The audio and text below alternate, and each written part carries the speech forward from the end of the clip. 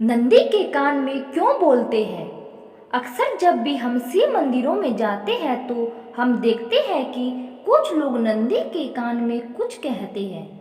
आखिर लोग ऐसा क्यों करते हैं? इसके पीछे मान्यता है कि भगवान शिव तपस्वी है और वे हमेशा समाधि में रहते हैं। ऐसे में उन तक हमारे मन की बात नहीं पहुंच पाती। इस स्थिति में नंदी ही हमारी मनोकामना शिवजी तक पहुंचाती है। ऐसा कहा जाता है कि नंदी भगवान शिव का प्रिय है और भक्तों को विश्वास है कि नंदी ही उनका संदेश शिवाजी तक पहुंचा सकते हैं। इसके अलावा एक पौराणिक कथा भी है।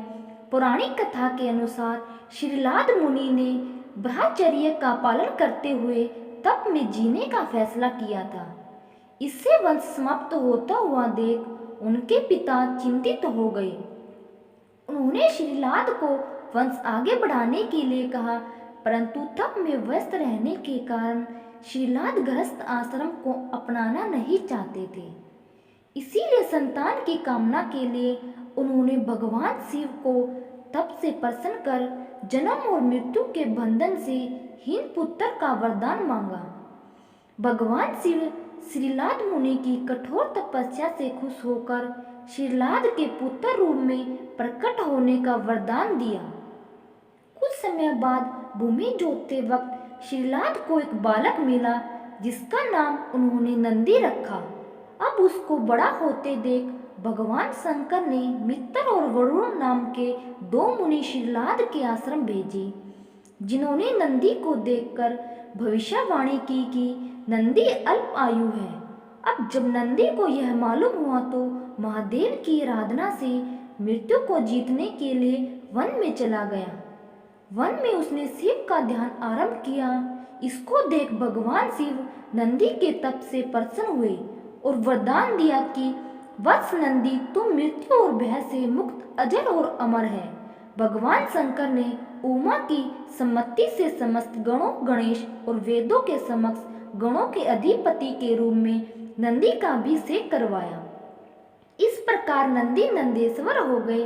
बाद में मृत्यु की पुत्री सुयसा के साथ उनका विवाह हुआ। भगवान शंकर ने नंदी को वरदान दिया कि जहाँ मेरा निवास होगा वहाँ नंदी भी विराजमान होंगे।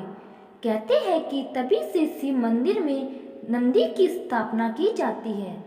साथ ही ऐसा कहा जाता है कि अगर अपनी मनोकामना नंदी के कान में कही जाए तो वे उसे भगवान शिव तक जरूर पहुंचाते हैं।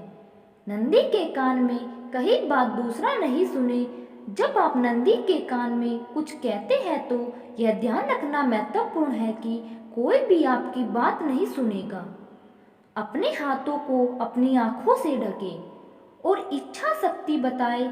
याद रहे, आप नंदी के कान में कुछ कहे इससे पहले आपको नंदी की पूजा करनी होगी। इसके बाद नंदी के दाहिने कान में विश्वास के साथ अपनी इच्छा कहे। भगवान शिव आपकी इच्छा जरूर पूरी करेंगे। बोलो हर हर महादेव। ओम नमः शिवाय। Please like, share, subscribe. धन्यवाद।